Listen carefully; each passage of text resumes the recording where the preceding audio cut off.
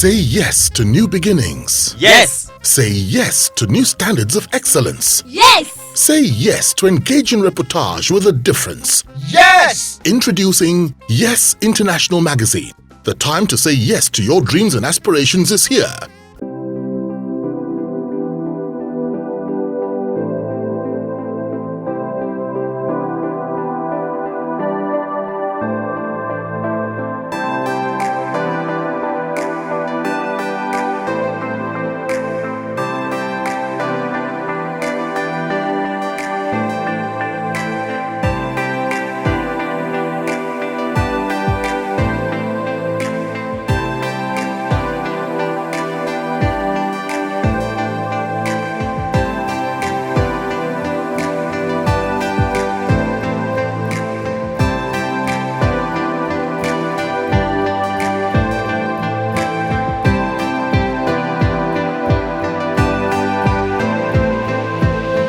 Evening and welcome to another edition of our Instagram live session. Like I always say, my name remains Azuh Arinze. It has not changed.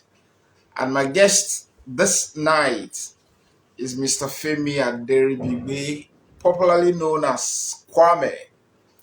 Mr. Aderibigbe is the MD CEO of Virtual Media Network Limited. Also from his fecund imagination at Global Sounds, Nigezie, Orisun TV, Magic Factory, Television Entertainment Network, etc., etc. A zoology graduate of the Olabisi Onabanjo University Agoy Woye. Kwame is married to Dorothy, and the union is blessed with five wonderful children. Friends, fans, followers, welcome to tonight's Instagram live session, Mr. Femi Aderibigbe, aka Kwame. Please remember to subscribe to our YouTube channel. Our YouTube channel is the Yes NG TV, THEYESNGTV. Thanks so much, and God bless you as you do that. Now, the love, for showbiz, what specifically, triggered it? The love for showbiz. I guess all my life I've been, I don't know, I've been in that creative space all my life. Back then, you can't say that you're a creative person to your parents. You gotta be creative with your books. Don't be. You want to tell your parents that you want to sing, or you want to act, or you want to play football or something, or you want to draw. They make you look like it's a national crime. So I've always been into. I've always been a rapper. I've always been a dancer. I've done so many parts of that whole creative expressions that I just knew right from secondary school. I think I was a social prefect in my secondary school, and basically. So it's like I said, the trajectory it's been from personal entertainment, personal creativity to classroom entertainment. Entertaining my colleagues in primary school, secondary school. To university entertainment. And then after that, what was next for me to do? Go to radio. What do you like most about being into showbiz? Well, I basically I operate more from the media end of show business, so to speak. I am a content creator. I create content, for different platforms. Before I was an entertainer myself. You understand? I did, like I said, I used to rap, I used to dance, I used to express I was a voice talent, so to speak. I did a lot of TV and radio adverts. But the ability to express yourself, the ability to sell something to somebody, the ability to make somebody happy, the ability to make somebody excited, the ability to lift moods. That is why I keep going after 26 years in this business.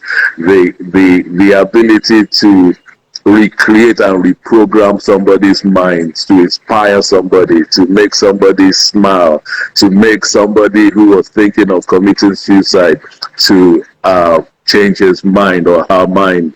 I mean, that is priceless as far as I'm concerned, and that's really why I'm in this business. Interesting. So, what don't you like, about pitching your tent with show business? Sometimes as somebody in that whole media space, you don't have a lot of privacy. It's you need to be careful what you do. You need to be careful where you go. You need to be careful about a lot of things. I remember my daughter asking me some time ago that, I went to drop her in school, and another day I went with her somewhere. I took them somewhere, and almost everybody that we met was saying hello to me, was greeting me one way or the other, and coming up to me to say hello. And then she turns and looks at me and she's like, how come everybody knows you? I'm like, well, it's a long story. You were, I don't think you were that old then. So that lack of privacy, because the older you get, the more you start respecting your personal space and your privacy. When you were a lot younger, it was a lot more exciting for people to notice you, to know that, oh, okay, that's that guy, you feel hip and all that. But the older you get, the more private a person you want to become. And because you have a recognizable face, or you've done stuff that they know, it gets a bit harder. So that is a big challenge for me as far as I'm concerned. Interesting. So what has been the greatest thing, that showbiz has done for you? Well, show business and media in its entirety has opened crazy doors, so to speak. You're my neighbor, so you know you know that showbiz has been good in its own way. It's opened doors. It's helped me to be able to express myself. It's given me a voice. It's given me a face. Sometimes you want to do business with some people, and you are not an unknown entity, so to speak. They know who you are. You understand? So it's easier to listen to you and decide right there and then if they want to do business with you or not. So being in showbiz, being in media space has been very good to me. And I also have had the rare opportunity and privilege to be part of a lot of other success stories in showbiz and media. A lot of young people who were like, I mean, nobody's back in the day are big today, and we thank God for the ability to be able to contribute to those successes. So in all, I think showbiz has had a lot more positive impact in my life than negative, definitely. Interesting. So what has showbiz not done for you?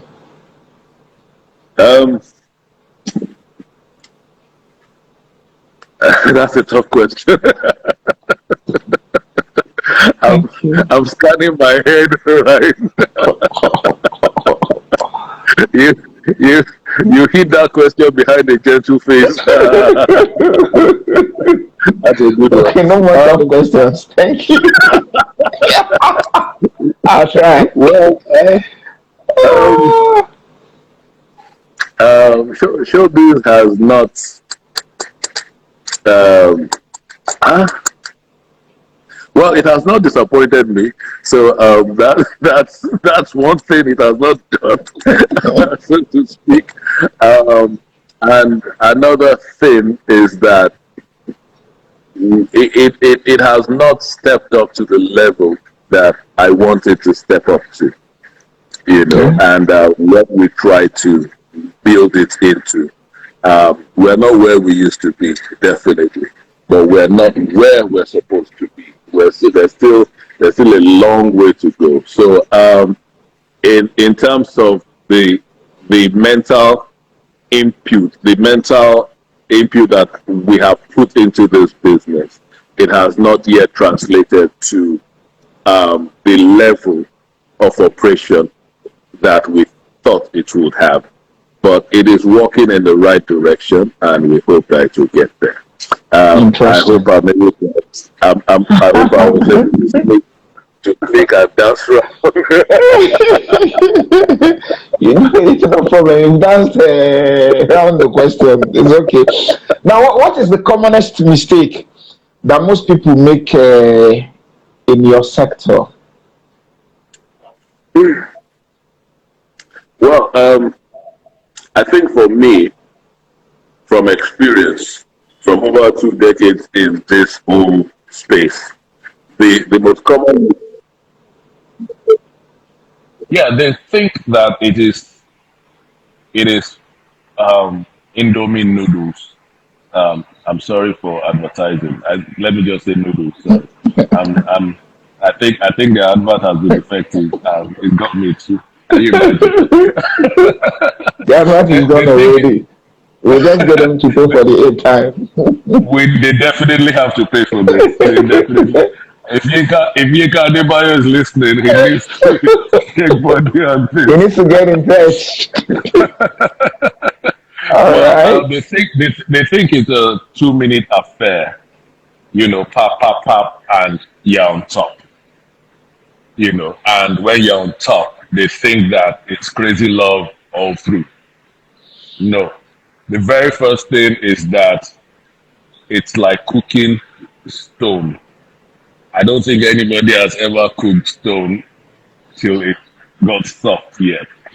But it's almost like that kind of analogy that it takes patience, it takes time, Yeah. it takes effort, it takes a lot of effort, perseverance, disappointment, knockdowns, come back up, knockdowns again, until you get to where you're going. And it was easier back in the day because we had few platforms of expression. So when we were ready to wait, but right now with a YouTube channel or streaming platform here or there, you can become a star. So they don't understand that it takes time. That time, that waiting period is when you build your character, is when you build your perseverance, is when you build your mental muscles, the muscles that will carry you through life. You understand? And they do not understand that. They see the glitz, they see the glam, they see Kwame using this car, they see Azuh building that house, they see the bank. They don't understand what it takes. And because they didn't go through the ranks when they eventually get there, if by chance they get there, they don't have staying power because they did not work hard to get there. So that is a huge mistake. And it runs across the board, from acting to music to anything. The time it takes. They see the glitz and glam. They forget that the hard work behind the scene. So if you think you're going to go to show business, to media and all that, yes, there's a lot of razzmatazz here and there. But go back and check. Some of those actors were in theater art school. Some of those musicians were session men and stuff like that, and band boys here and there. They play for 2,000 naira once. So that is the critical mistake that I want people to understand and work on if they know they're going in that direction. Interesting. My next question will be, what steps must anyone, who wants to have a taste of success, in showbiz take? What steps? The very first thing is go and look for a jazz man.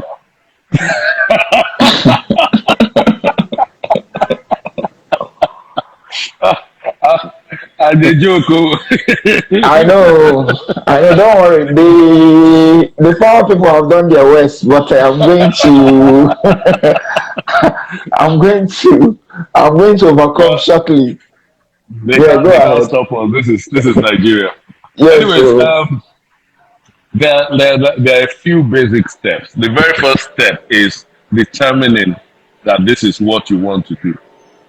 Okay. If you know that this is what you want to do, then it will be easy to withstand the storms ahead. Okay.